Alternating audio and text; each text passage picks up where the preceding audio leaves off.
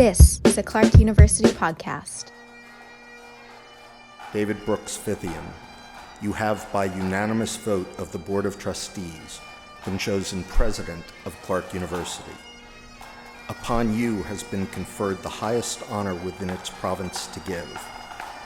By your acceptance of that high honor, you have undertaken to assume a burden of corresponding proportions, a trust, the fulfillment of which will require upon your part the exercise of sound judgment, vision, courage, patience, and tireless effort.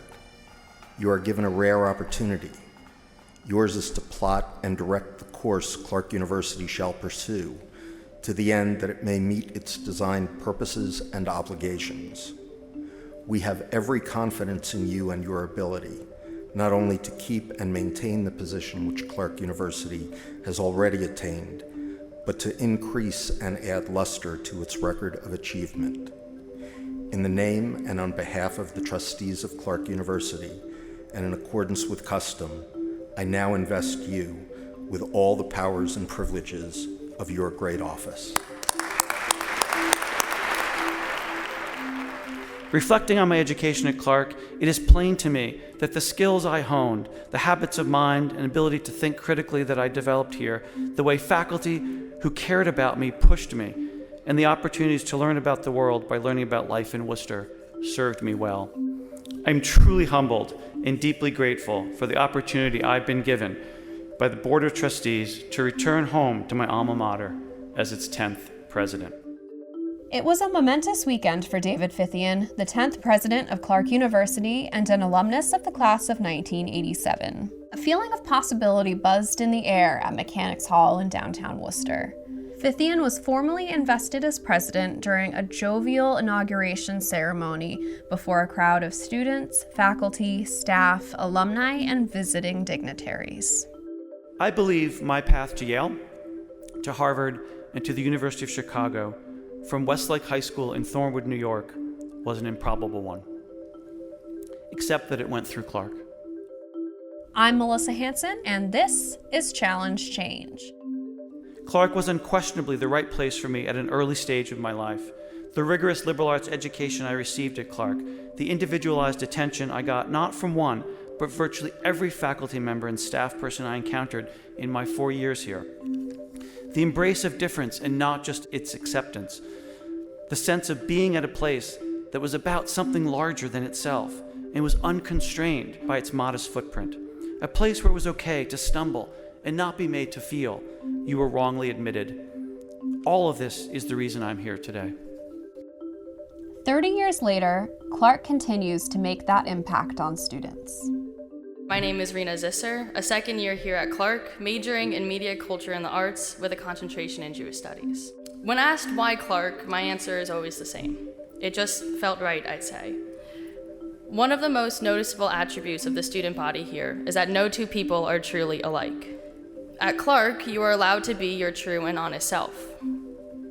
When arriving as a first year, I was someone who felt unsure of who I was and not comfortable in myself. Now, 2 years later, I'm finally the person I've always wanted to be.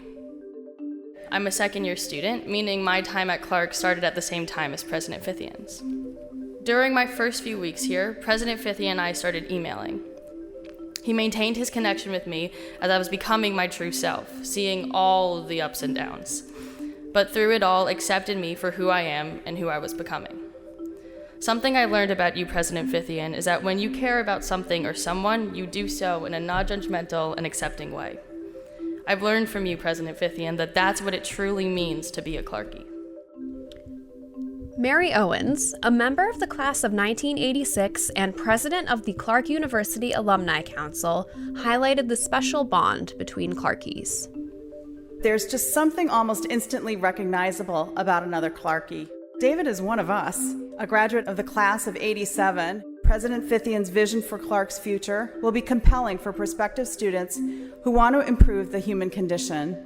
With his years in academia and his unique perspective as an alumnus, he is smartly bringing together the best of what makes Clark distinctive with exciting new plans for unique educational experiences and spaces that speak to what today's students want and need. To David Rubenstein, a renowned philanthropist and co-founder and co-chairman of the Carlyle Group, it seemed obvious that his friend David Fithian would one day become a university president. I was asked to help build a building at the University of Chicago. David would call me almost every week. Let me ask your advice on this. Now, I don't really know much about building a building as architectural design, but David was really nice to pretend that I actually had some expertise to add. And I did talk to other people at the University of Chicago, and I said, is he like this on everything? Is he this detail-oriented, this conscious of other people's feelings, this focused on making certain that everything is perfect? And the answer was yes. On everything he does, this is the way he is. And so I said, this is a person that is going to be hard to hold at the University of Chicago. When the Clark opportunity came along, I said, nothing is really greater in life than going back to your alma mater and helping your alma mater, because the alma mater is the place where you were formed as an adult. And really, you went into maturity, and if Clark is as important to you as I think it is, this is going to be the great pleasure of your life. David Green, the president of Colby College, said students will be drawn to Clark's esteemed research and undergraduate programs.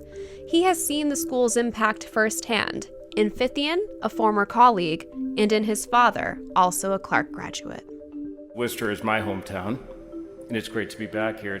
My father moved to Worcester to attend college and ultimately earned his graduate degree in history and international relations at Clark. Clark's history is both distinguished and distinctive, having played an essential role in defining the ideal for the American research university while always keeping its undergraduate college as a leading light. Clark shaped David in profound ways. It nourished and fueled his intellect and provided him with methodological tools to turn his deep curiosity into the foundation of a lifetime of discovery. It instilled in him an unshakable commitment to freedom of inquiry, into making space for the dissenting and divergent views, the contrarian perspectives that can lead to innovation and progress. You have a president in David Fithian who found his North Star at the university he now leads. As Clark steps into the future, Fithian believes the commitment to acceptance and diversity will remain at the university's core.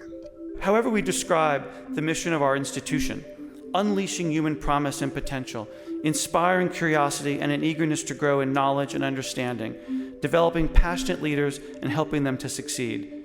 This is why we exist. This is why we matter.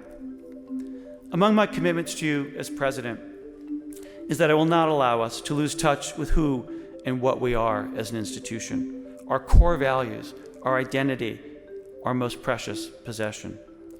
Even as we will of necessity have to evolve in response to the circumstances in higher education and in society.